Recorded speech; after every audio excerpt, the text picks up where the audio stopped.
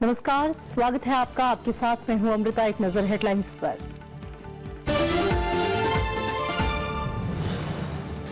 उत्तर प्रदेश और उत्तराखंड में शानदार जीत के बाद बीजेपी संसदीय दल की बैठक आज। मुख्यमंत्री के नाम पर होगा फैसला। दोनों राज्यों में रिकॉर्ड जीत।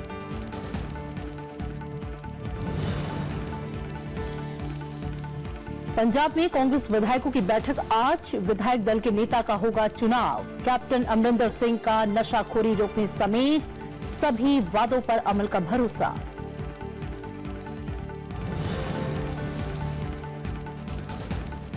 गोवा में सरकार बनाने का दावा पेश करेगी कांग्रेस और बीजेपी। मणिपुर में सरकार गठन पर सस्पेंस कायम। छोटे दलों की होगी बड़ी भूमिका।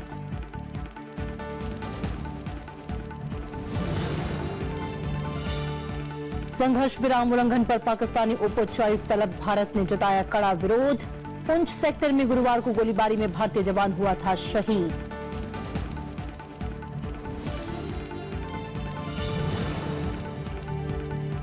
और पहाड़ों पर बर्फबारी और मैदान में बारिश से बदला मौसम का मिजाज।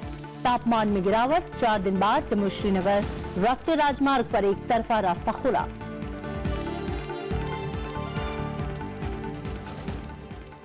खबरें विस्तार से। नतीजों के ऐलान के साथ ही 5 राज्यों में विधानसभा का चुनाव संपन्न हो गया। बीजेपी के लिए चुनाव ऐतिहासिक रहा। उत्तर प्रदेश में बीजेपी को 3/4 से ज्यादा सीटों पर और उसकी सहयोगी दलों ने कब्जा जमाया है, तो समाजवादी पार्टी, कांग्रेस और बीएसपी के लिए नतीजे बेहद खराब रहे। उत्तराखंड में भी बीजेपी ने ऐतिहासिक जीत दर्ज करते हुए 70 में से 57 सीटों पर कब्जा किया, तो कांग्रेस के लिए पंजाब के नतीजे उत्साहजनक रहे। 10 साल बाद राज्य में कांग्रेस की सरकार बनने जा रही है, जबकि मणिपुर में 15 साल से शासन कर रही कांग्रेस इस बार बहुमत से दूर रह गई। वहीं गोवा में बीजेपी को झटका लगा है। मुख्यमंत्री लक्ष्मीकांत पार्सेकर चुनाव हार गए हैं और कांग्रेस सबसे बड़ी पार्टी बनकर उभरी है। के नाम जो है वो मुख्यमंत्री पद की रेस में है, लेकिन अंतिम फैसला बीजेपी संसदीय बोर्ड की बैठक में होगा। बीजेपी ने गोवा और मणिपुर में भी सरकार बनाने का दावा किया है। शाम को 6 बजे यहां पर कार्यालय पर प्रधानमंत्री श्री नरेंद्र मोदी जी का स्वागत रखा गया है। भारतीय जनता पार्टी की ओर से हमारे कार्यकर्ता मोदी जी का स्वागत करेंगे। उसके बाद में पार्लियामेंट्री बोर्ड की बैठक होगी और उस बैठक में तय किया जाएगा कि चारों राज्यों में नेतृत्व कौन करेगा। 14 साल बाद उत्तर प्रदेश में बीजेपी की सरकार बनने का रास्ता साफ हो गया है। राज्य की जनता ने बीजेपी पर भरोसा जताया है। प्रचंड बहुमत के साथ यहां बीजेपी सरकार बनाने जा रही है। बीजेपी और सहयोगी दलों को 324 सीटों पर जीत मिली है। समाजवादी पार्टी और कांग्रेस गठबंधन को जनता ने नकार दिया है, तो वहीं बीएसपी के लिए चुनावी नतीजे बेहद खराब रहे। बीएसपी को सिर्फ 19 सीटें मिली हैं।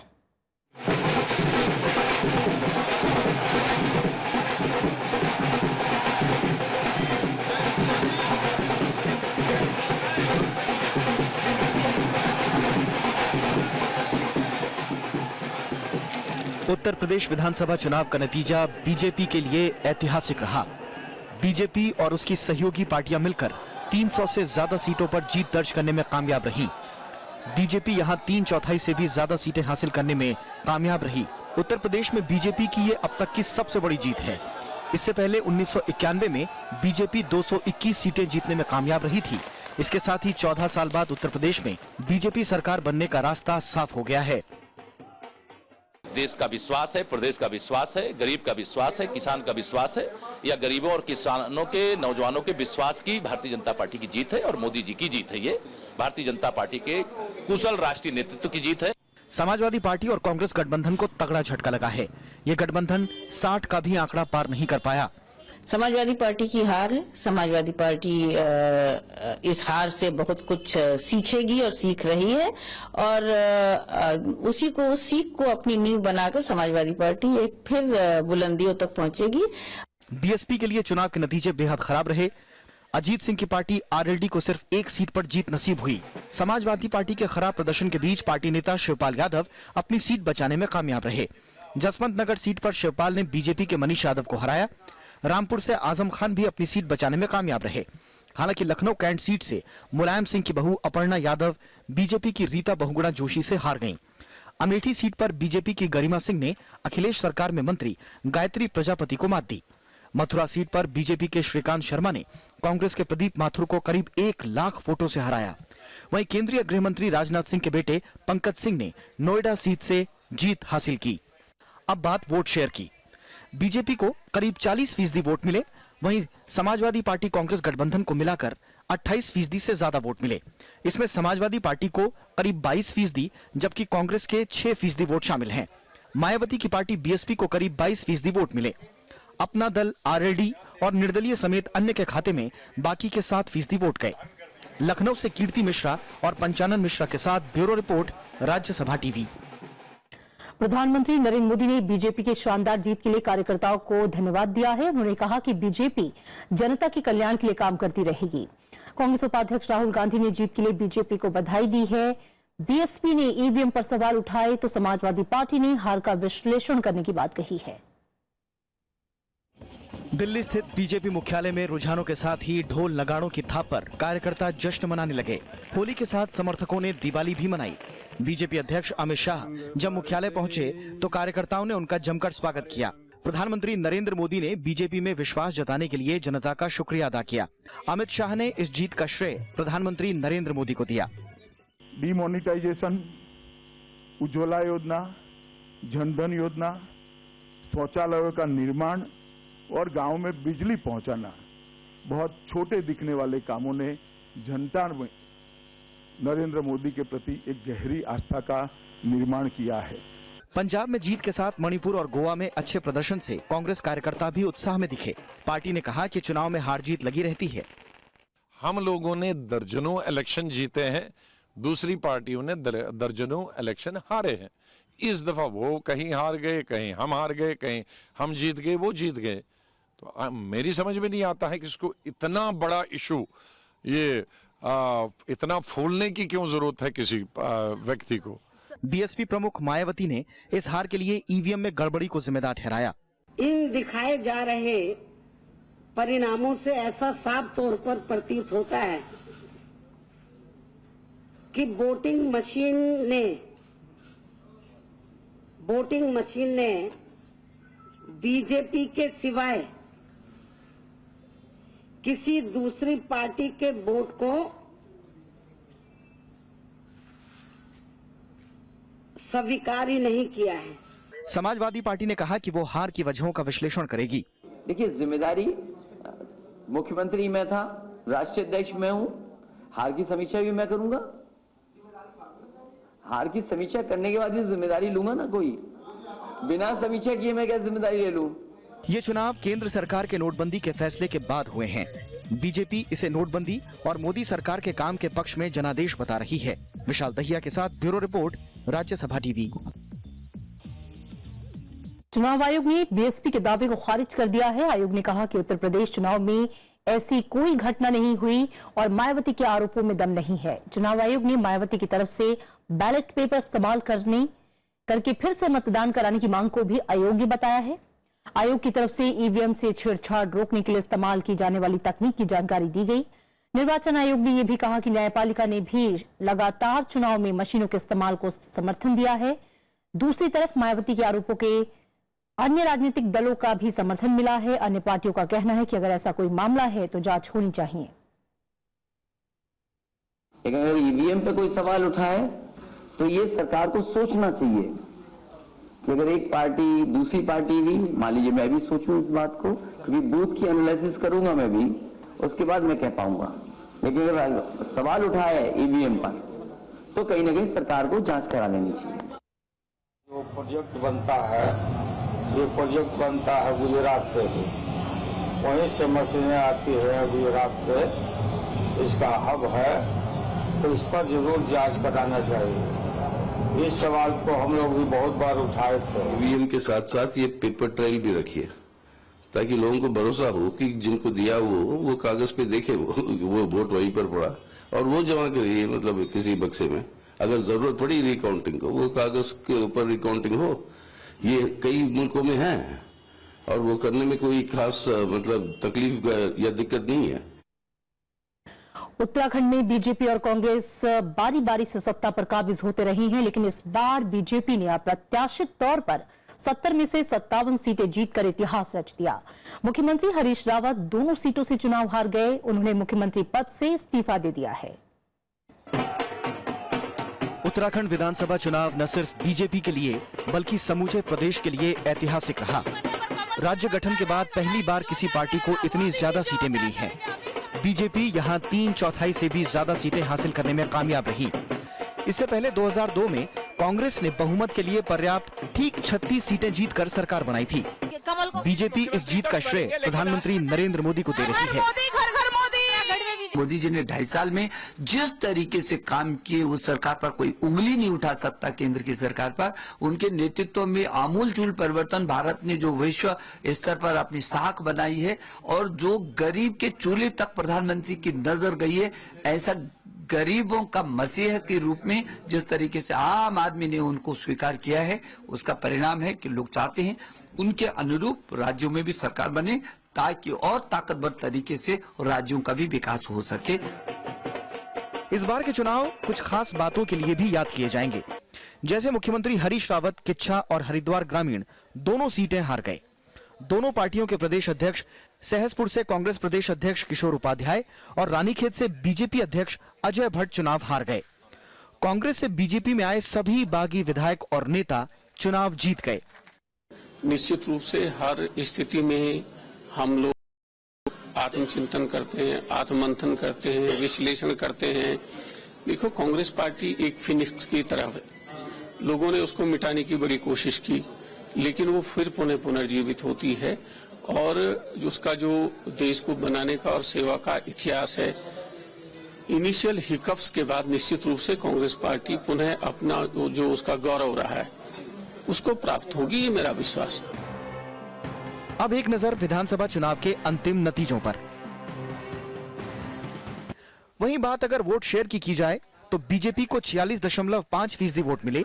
वहीं ज्यादातर सीटें हारने के बावजूद कांग्रेस को 33.5% वोट हासिल हुए। निर्दलीय उम्मीदवार 10% वोट पाने में कामयाब रहे, जबकि बीएसपी 7% वोट ले जाने में कामयाब रही। यूकेडी, समाजवादी पार्टी और नोटा वोटों का करीब 2% पड़े। नतीजे आने के बाद हार स्वीकार करते हुए हरीश रावत ने मुख्यमंत्री पद से इस्तीफा दे दिया है। राज्यपाल के पॉल ने उनका इस्तीफा मंजूर कर लिया है। फिलहाल हरीश रावत नए मुख्यमंत्री के शपथ ग्रहण तक कार्यवाहक मुख्यमंत्री के तौर पर काम करेंगे।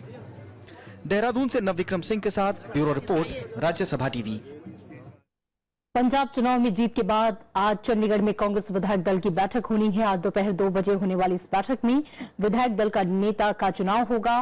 कैप्टन अमरिंदर सिंह ने कांग्रेस की जीत को पंजाब के लोगों की जीत बताया है और चुनावी वादे पर अमल का भरोसा दिया है। प्रधानमंत्री नरेंद्र मोदी ने भी जीत के लिए कैप्टन अमरिंदर सिंह को बधाई दी। मुख्यमंत्री प्रकाश सिंह बादल ने हार स्वीकार कर ली है और आज राज्यपाल को इस्तीफा सौंपेंगे। जीत का ये जश्न है कांग्रेस को पंजाब में मिले जनादेश का। राज्य में कांग्रेस ने शिरोमणि अकाली दल और बीजेपी गठबंधन को सत्ता से बाहर कर दिया है। कैप्टन अमरिंदर सिंह ने जीत के लिए पंजाब के लोगों का शुक्रिया अदा किया। उन्होंने कहा कि पार्टी नशाखोरी रोकने समेत सभी चुनावी वादों पर अमल करेगी। Our core issues has already been put in a manifesto. 9 नुक्ते जो हमसे लगाए हुए हैं वो साढ़े ने असी पहली cabinet meeting we are going to be passing over our issues which are from our manifesto which I don't have a monetary bearing. Monetary bearing वाले बात करेंगे, गुड गवर्नेंस वाले हमने एकदम। नवजोत सिंह सिद्धू ने कहा कि पंजाब की जनता ने अकाली दल के अहंकार को तोड़ा है और ऐसे अहंकारी लोगों को फर्श दिखाता है। ये वही हुआ है और पंजाब का सम्मान बहाल हो, ये उसी की लड़ाई है और उस लड़ाई के लिए आज से ही तत्पर होके हमें एक एजेंडा, एक पॉलिसी से पंजाब को उभारना होगा। पंजाब के मुख्यमंत्री प्रकाश सिंह बादल ने कहा कि वो हार की वजहों की पड़ताल करेंगे। एक कमेटी बनाएंगे, मैं प्रधान साहब को कहूँगा वो जल्दी को कमेटी बना दें या कोर कमेटी की मीटिंग बुला लें जिसमें सारे इलेक्शन के हर पहलू जो है उसको अच्छी तरह विचार किया। आम आदमी पार्टी ने पंजाब चुनाव के नतीजों पर निराशा जताते हुए आत्ममंथन करने की बात कही। साथ ही राज्य में प्रमुख विपक्षी दल के रूप में उभरने को अपनी कामयाबी बताया। आशाजनक है, हमारे आशाओं के अनुरूप नहीं है। हमने अपेक्षा एक बड़ी जीत की थी पंजाब में, जो नहीं आई है, और ये बात स्पष्ट है कि जनता अकाली गठबंधन का एक विकल्प ढूंढ रही थी और उनको वो विकल्प कांग्रेस में नजर आया और हमें नजर नहीं आया। तो हार स्वीकार है और कल के लिए तैयार है। मुख्यमंत्री प्रकाश सिंह बादल रविवार को पंजाब के राज्यपाल को अपना इस्तीफा सौंपेंगे। इसके बाद कांग्रेस राज्य में सरकार बनाने का दावा पेश करेगी। करीब एक दशक के बाद कांग्रेस की पंजाब की सत्ता में वापसी हुई है और इसी के साथ कैप्टन अमरिंदर के लिए भी अब चुनौती है उन वादों को पूरा करने की जो उन्होंने जनता से किए हैं।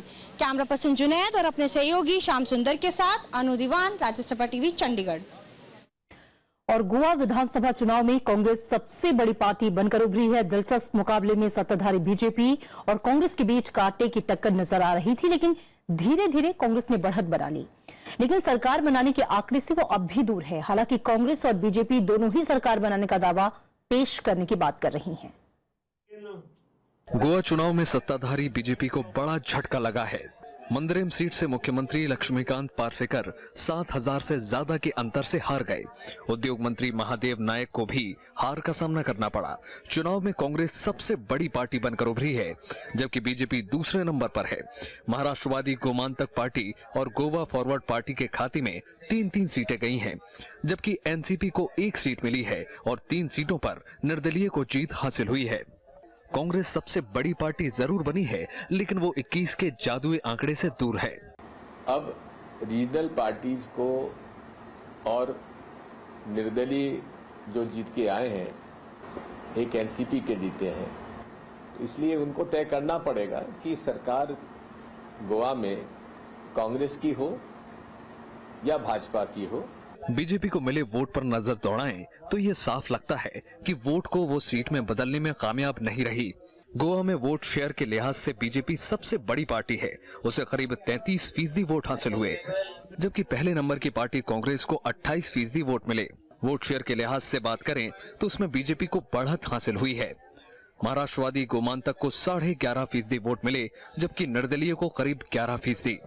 अब सबकी निगाहें इस पर टिकी हैं कि छोटी पार्टियों के सहारे गोवा की गद्दी पर कौन बैठता है। रविंद्र सिंह शौरान, राज्यसभा टीवी, पणजी। गोवा कांग्रेस के प्रभारी और पार्टी के महासचिव दिग्विजय सिंह ने सरकार बनाने का न्योता मिलने पर बहुमत साबित करने का दावा किया है। उनसे खास बातचीत की हमारे संवाददाता रविंद्र सिंह शौरान ने। इस वक्त मौजूद हैं कांग्रेस पार्टी के वरिष्ठ नेता और गोवा में पार्टी के प्रभारी दिग्विजय सिंह जी। सर, उम्मीद के अनुकूल नतीजे आए? सबसे पहले तो गोवा के मतदाता भाइयों और बहनों के प्रति आभार। उन्होंने एक निकम्मी और भ्रष्ट सरकार को हराया है और ये अपने आप में इस बात से प्रमाणित होता है कि भारतीय जनता पार्टी के मुख्यमंत्री बुरी तरह से चुनाव हारे हैं और मैं इसे मनोहर पर्रिकर जी की निजी हार मानता हूं। सबसे बड़े राजनीतिक दल को सरकार बनाने के लिए राज्यपाल महोदय आमंत्रित करते हैं और आमंत्रण हमें अगर दिया गया तो हम विधानसभा में अपना बहुमत साबित कर देंगे। लेकिन सर, मेजोरिटी अभी तक नहीं मिल पाई है। 17 सीटें का अनुमान है, तो गोवा 17 सीटें हमको मिली हैं। एक इंडिपेंडेंट का स्पष्ट हमें समर्थन है, क्योंकि उनको हमने समर्थन दिया था। तो इस तरह से 18 हम लोग हो जाते हैं। 3 की आवश्यकता है, उस पर हम लोग चर्चा करेंगे। ये थे दिग्विजय सिंह जी, जिनका कहना है कि यहाँ के जनता ने बीजेपी के जो शासन था उसके खिलाफ वोट डाला है और जब कांग्रेस पार्टी की यहाँ सरकार बन गई है तो कांग्रेस आने वाले वक्त में लोगों के उन उम्मीदों को पूरा करेगी जो पिछली सरकार नहीं कर पाई। पंजिम से कैमरामैन मनीष भल्ला के साथ रविंद्र सिंह शौरान, राज्यसभा टीवी। सीधा रुख करेंगे पणजी का, जहां पे हमारे संवाददाता रविंद्र सिंह शौरान हमारे साथ सीधे जुड़े हैं। रविंद्र, 17 सीटों के साथ जो है कांग्रेस सबसे बड़ी पार्टी के रूप में जरूर उभरी है, लेकिन 21 की जादुई आंकड़े से अभी भी दूर है। सबकी नजर छोटी पार्टियों पर है, क्या तस्वीर उभर रही है? जी देखिए अमृता, 17 सीट तो जीती है कांग्रेस और एक जो निर्दलीय है, क्योंकि कांग्रेस ने यहाँ कुल 37 सीट पर अपने उम्मीदवार खड़े करे थे और 3 निर्दलियों को समर्थन दिया था। उनमें से एक निर्दलीय उम्मीदवार कांग्रेस पार्टी के समर्थन वाले जीते हैं, तो कुल टैली 18 हो जाती है। उसके बाद 3 लोगों की और जरूरत है कांग्रेस को अपना बहुमत हासिल करने के लिए। लेकिन जिस तरीके से परंपरा है कि जो सबसे बड़ा दल होता है, जिस तरह फ्रैक्चर्ड मैंडेट में जो सबसे बड़ा दल होता है उसको राज्यपाल आमतौर पर सरकार बनाने के लिए बुलाते, निमंत्रण देते हैं। तो आज बैठकों का दौर जारी है। बीजेपी भी लगातार यही कोशिश कर रही है कि किसी तरीके से यहाँ पे सरकार बनाई जाए। केंद्रीय मंत्री नितिन गडकरी जो गोवा बीजेपी के प्रभारी भी हैं, वो गोवा में पहुंच चुके हैं और 10 बजे उन्होंने यहाँ विधायक दल की बैठक बुलाई है। साथ ही साथ जो छोटे दल हैं, जिसमें विजय सरदेसाई की गोवा फॉरवर्ड पार्टी है और दबलेकर की महाराष्ट्रवादी गोमांतक पार्टी है, जो पूर्व में बीजेपी और कांग्रेस दोनों के साथ सहयोग रही है और सरकार बना चुकी है। विजय सरदेसाई के साथ कांग्रेस पार्टी लगातार कोशिश करती रही थी चुनाव के पहले भी कि अलायंस करने के लिए, लेकिन किन्हीं कारणों से वो अलायंस नहीं हो पाया। इसलिए माना जा रहा था कि कांग्रेस जीतने के बाद एक पोस्ट पोल अलायंस में गोवा फॉरवर्ड पार्टी के साथ जा सकती है। लेकिन जिस तरीके से समीकरण बदले और कल अमित शाह ने जिस तरह से कहा कि गोवा में चाहे 13 सीट हो लेकिन सरकार बीजेपी बनाएगी, उसके बाद आज जब यहाँ पर केंद्रीय मंत्री नितिन गडकरी पहुंच चुके हैं तो उसके बाद काफी रोचक यहाँ पर हो गया है कि किस तरीके से आने वाले वक्त में बीजेपी जो केवल 13 सीट यहाँ पर अपने तौर हासिल कर पाई है, वो सरकार बनाने का दावा पेश। बिल्कुल देखना होगा रविंद्र कि अब सरकार बनाने का दावा चूंकि दोनों ही पेश कर रहे हैं, लेकिन ये छोटी पार्टियां किसका साथ देती हैं। शुक्रिया इस बातचीत के लिए। इधर मणिपुर में किसी पार्टी को स्पष्ट बहुमत नहीं मिला है। सत्ताधारी कांग्रेस 28 सीटें जीतकर सबसे बड़ी पार्टी बनी है। बीजेपी ने भी यहां पे ऐतिहासिक प्रदर्शन करते हुए पहली बार 21 सीटें जीती हैं। बीजेपी का कहना यह है कि 4 सीटें जीतने वाली नगा पीपुल्स फ्रंट ने बीजेपी को समर्थन का पत्र सौंप दिया है और अब 4 सीट जीतने वाली नेशनल पीपुल्स पार्टी और एक सीट जीतने वाली एलजेपी, टीएमसी और निर्दलियों से बातचीत जारी है।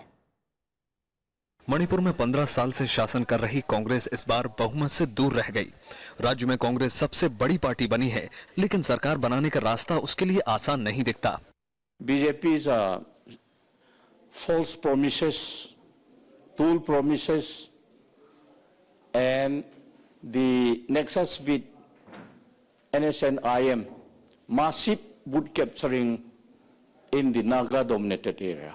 These are the 2 main factors. राज्य में ऐतिहासिक सफलता के बाद बीजेपी समर्थक उत्साह में हैं। कार्यकर्ताओं ने होली खेली और दिवाली भी मनाई। पार्टी ने इसे भ्रष्टाचार के खिलाफ जनादेश बताया। थोड़ा थोड़ा बातचीत आगे बढ़ गया है, ऐसा नहीं है कि बातचीत कुछ नहीं हुआ है, थोड़ा थोड़ा बढ़ गया है और हमारा उम्मीद है कि भारतीय जनता पार्टी का सरकार मणिपुर में बनेगा, उसमें कोई इशू नहीं। पहली बार चुनाव में उतरी रोम शर्मिला की प्रजा पार्टी एक भी सीट नहीं जीत पाई। I had been fighting for the draconian law to be repealed. I will lobby the whole world to repeal this act for which I had been struggling for 16 years on nasal feeding. Vote share की बात करें तो BJP को सबसे ज्यादा 36.2% vote मिले। इसके बाद कांग्रेस को 34.4%, नगा पीपुल्स फ्रंट को 7.4% और अन्य को 22% वोट मिले हैं। बीजेपी को उम्मीद है कि छोटी पार्टियों की मदद से वो सरकार बना लेगी। कांग्रेस ने चुनाव के पहले जिस तरह का राजनीतिक पासा फेंका था, वैसे में उसे इतने कम सीट पाने की आशा नहीं थी और अगर बीजेपी ने भी कम से कम एलजेपी के साथ गठबंधन किया होता तो उसे और अच्छी सीटें आ सकती थी। ऐसे में सत्ता बनाने की कमान अब छोटे दलों के हाथ में चली गई है और यह राज्यपाल के विवेक पर निर्भर करता है कि किसकी सरकार बनेगी, लेकिन निश्चित तौर पे बीजेपी की स्थिति अच्छी लग रही है। राज्यसभा टेलीविजन के लिए कैमरा पर्सन प्रशांत के साथ इम्फाल से अखिलेश सुमन। इम्फाल से अखिलेश सुमन जुड़ रहे हैं, उनका रुख करेंगे। अखिलेश, चूंकि किसी पार्टी को बहुमत नहीं मिला है, ऐसे में सरकार गठन को लेकर क्या चर्चाएं हैं वहां पर?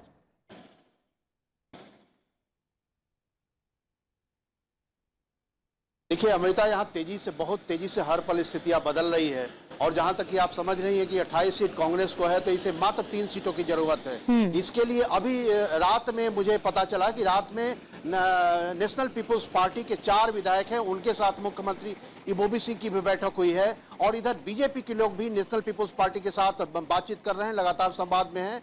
और कॉनराड शर्मा जो नेशनल पीपुल्स फ्रंट के अध्यक्ष हैं, जो पीए संगमा के पुत्र हैं, उन्होंने कहा है कि नॉन कांग्रेस गवर्नमेंट को हम सपोर्ट करेंगे। तो स्थितियां काफी पेचीदी हो गई हैं और ऐसे में बीजेपी को जहां तक लगता है कि बीजेपी को छोटे छोटे दलों का समर्थन, जैसे एनपीएफ पूरी तरह लेटर उनको मिल गया, बीजेपी को रात में ही एनपीएफ ने, नगा पीपुल्स फ्रंट ने लेटर दे दिया, एलजेपी के साथ उनका सहयोग है, रामविलास पासवान ने कहा भी दिया दिल्ली में कि हम समर्थन करेंगे। अब सिर्फ एनपीपी पर बचा हुआ है और एक इंडिपेंडेंट है। एक इंडिपेंडेंट सदस्य ने आज सुबह यहाँ के जो बीजेपी के नेता हैं उनसे बात की है और बीजेपी को उम्मीद हो रही है कि वो इंडिपेंडेंट भी उनको समर्थन कर देंगे। तो नगा पीपुल्स पार्टी के साथ किसका अच्छा बनता है उसी पर निर्भर करेगा कि सरकार किसकी। बिल्कुल, नगा पीपुल्स पार्टी पर अब सब कुछ निर्भर है। कांग्रेस हो सकता बिल्कुल है सिंगल लार्जेस्ट पार्टी होने के नाते, और हमारी भी नजर है कि वो किसका साथ देती है। शुक्रिया इस पूरी बातचीत के लिए। और रुक करेंगे छत्तीसगढ़ में कल नक्सली हमले का, जिसमें मारे गए जवानों के पार्थिव शरीर को आज उनके गृह जिले पहुंचाया जाएगा। रायपुर में शहीदों को श्रद्धांजलि देने पहुंचे केंद्रीय गृह मंत्री राजनाथ सिंह ने कहा कि जवानों की शहादत बेकार नहीं जाएगी। उन्होंने ये भी कहा कि शहीदों के परिजनों को कम से कम 1 करोड़ रुपए मुआवजा मिलना चाहिए। इससे पहले राजनाथ सिंह ने राज्य के मुख्यमंत्री रमन सिंह के साथ प्रदेश के मंत्री और वरिष्ठ अधिकारियों को बुलाकर आपात बैठक की। छत्तीसगढ़ के सुकमा में शनिवार सुबह सीआरपीएफ जवानों पर हुए नक्सली हमले में 12 जवान शहीद हो गए थे। नक्सलियों ने सीआरपीएफ के गश्ती दल को निशाना बनाया। भारत ने जम्मू कश्मीर में पाकिस्तान की तरफ से संघर्ष विराम उल्लंघन को लेकर कड़ा विरोध दर्ज कराया है। शनिवार को विदेश मंत्रालय ने पाकिस्तान के उप उच्चायुक्त सैयद हैदर को तलब किया। भारत की तरफ से पाकिस्तान के उप उच्चायुक्त से यह भी कहा गया कि पाकिस्तान नियंत्रण रेखा और अंतर्राष्ट्रीय सीमा रेखा पर ऐसा कोई कदम न उठाए जो शांति और भारत की सुरक्षा के खिलाफ हो। गुरुवार को जम्मू के पुंछ सेक्टर में पाकिस्तान की तरफ से संघर्ष विराम का उल्लंघन किए जाने पर 1 जवान शहीद हो गया। दूसरी तरफ पाकिस्तान ने इस्लामाबाद में भारत के उप उच्चायुक्त को तलब कर स्वामी असीमानंद की रिहाई पर ऐतराज जताया है। और अब बात मौसम की। पहाड़ी इलाकों समेत उत्तर भारत में मौसम का मिजाज एक बार फिर से बदल गया है। जम्मू कश्मीर और हिमाचल में हो रही बर्फबारी और बारिश ने ठंड बढ़ा दी है। बर्फबारी और बारिश के चलते 4 दिन से पूरी तरह से बंद जम्मू श्रीनगर राष्ट्रीय राजमार्ग एक तरफ से खोल दिया गया है। प्रशासन ने जम्मू से श्रीनगर जाने वाले यात्रियों को पहले सुरक्षा कर्मियों से संपर्क करने के लिए कहा है। घाटी में कई इलाकों में तापमान 0 के नीचे चला गया है। लद्दाख में तापमान 0 से 6 डिग्री नीचे रिकॉर्ड किया गया। हिमाचल प्रदेश में भी बर्फ की चादर बिछी है। राज्य में ताजा बर्फबारी और के बाद तापमान लुढ़क गया। मौसम विभाग ने जम्मू कश्मीर और हिमाचल प्रदेश में हिमस्खलन की चेतावनी दी है, तो वहीं मैदानी इलाकों में बारिश से तापमान में गिरावट आई है।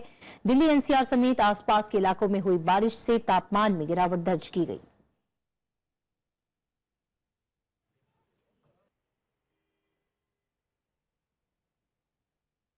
और चलते चलते एक नजर हेडलाइंस पर। उत्तर प्रदेश और उत्तराखंड में शानदार जीत के बाद बीजेपी संसदीय दल की बैठक आज। मुख्यमंत्री के नाम पर होगा फैसला। दोनों राज्यों में रिकॉर्ड जीत। पंजाब में कांग्रेस विधायकों की बैठक आज। विधायक दल के नेता का होगा चुनाव। कैप्टन अमरिंदर सिंह का नशाखोरी रोकने समेत सभी वादों पर अमल का भरोसा।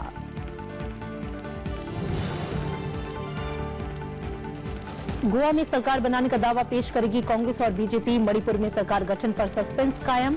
छोटे दलों की होगी बड़ी भूमिका। संघर्ष विराम उल्लंघन पर पाकिस्तानी उप उच्चायुक्त तलब। भारत ने जताया कड़ा विरोध। पुंछ सेक्टर में गुरुवार को गोलीबारी में भारतीय जवान हुआ था शहीद।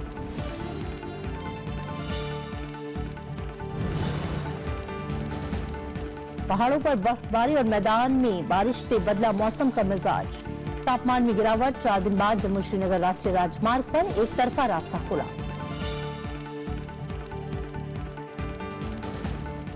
फिलहाल खबरों में इतना ही। आगे देखिए मैं भी भारत।